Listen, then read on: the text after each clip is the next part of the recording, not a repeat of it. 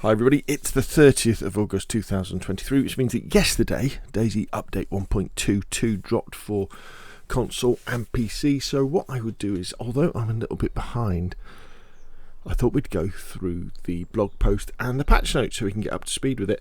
And also, I'll put all the links to all of this stuff down in the description below this video. But if you want the fast version, please go and have a look at Wobo's All DayZ 1.22 changes and hints, which is really cool, and also State of Survival's one as well.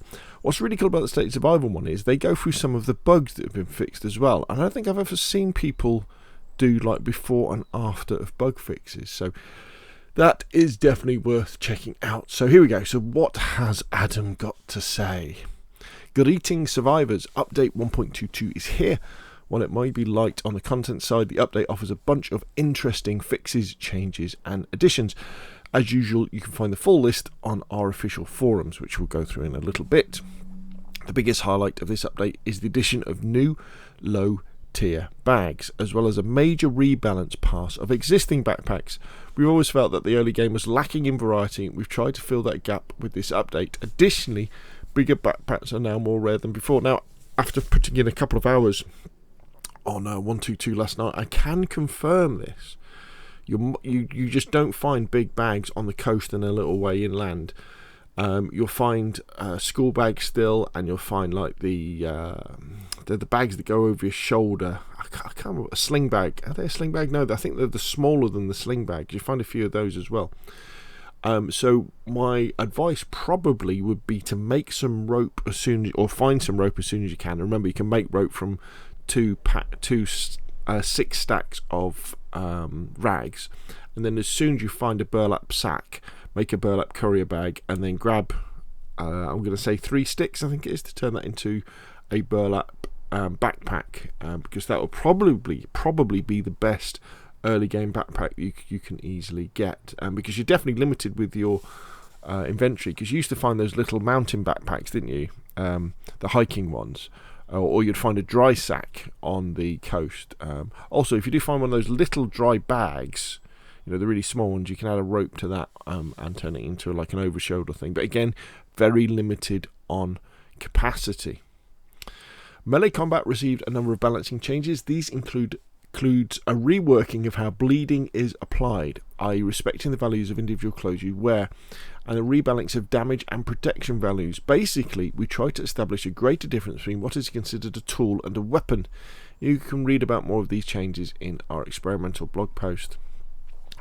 Basically, what happens now, I mean, the headline is that your clothes get damaged much faster when you're taking hits from zombies, really fast. If you've already got worn clothing, you know, it'll go to ruined pretty quick after a couple of zombie fights. Also, what it means is that things that are meant to be sharp will cut you more, and things that are blunt will give you more shock damage. You know, yeah, so if you hit someone with a sledgehammer, they're more likely to get knocked out, but they won't get cut. Whereas if it's sharp, they're going to get cut pretty quick. And I found that in zombie fights, I was getting cut very, very quickly.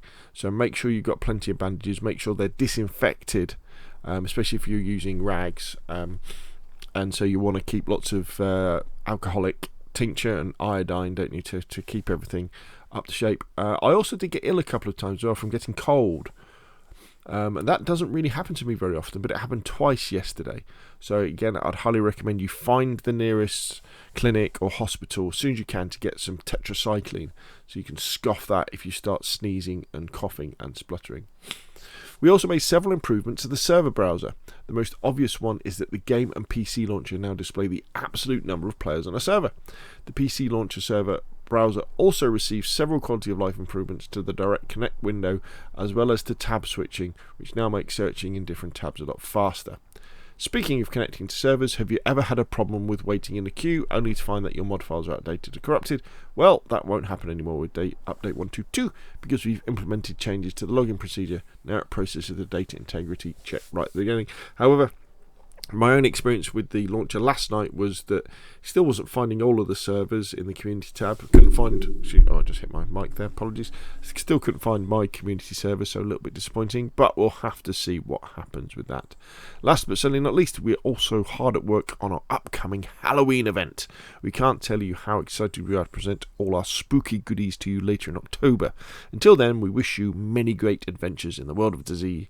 DayZ. That's what we're going to call it now. DayZ on behalf of the DayZ team, or DayZ as they say in Australia, Adam. And there is a kind of trailer as well which you can watch. So let's have a look at the patch notes. But what we'll do is we'll go through the console patch notes because they're the ones that tend to be a little bit simpler. Is that PC? Here, console. Excuse me, I've got a bit of a cold. Need some tetracycline.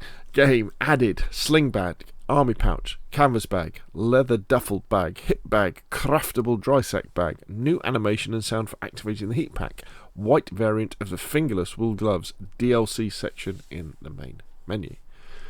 Fixed, and there's lots and lots and lots of fixes which we won't go through. You can read through them yourself if you like. There we go. Blunt melee weapons now inflict significantly more shock damage than health damage. Sharp melee weapons now inflict significantly more health damage than shock damage. There we go.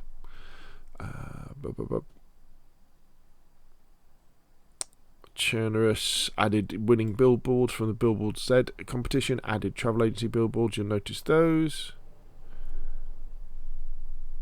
Server fixed the orientation values in CFG Underground triggers did not function correctly. Reintroduced the logging of damage to dead bodies. Changed all energy based items with potential for energy quantities. Can have an energy value set through types of XML. Oh yeah, so what that means is when you find things like the little gas canisters or petrol cans, jerry cans or generators, things that would normally have fuel in them, or they're just calling it energy, they won't automatically just be full. When you used to find a jerry can, it just used to be full, didn't it? Now it can have less in there. So there we go. What I will do is I will put a link to all of this stuff as well, including the experimental article as well, which goes into a little bit more detail about some of the balances. But generally, if something's sharp, it's going to cut you. If something's blunt, it's going to give you shock damage to knock you out a little bit quicker. But there we go, DayZ update 1.22. Many, many things happening under the hood for this one.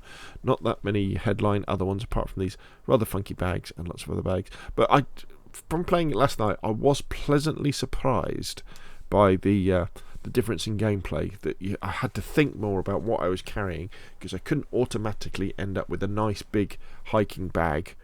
Well, I say a big one, the medium-sized mountain bags, or a big dry sack. I had to have something much, much smaller. Anyway, what do you think? Put your questions and comments down below, and I will, of course, see you again soon.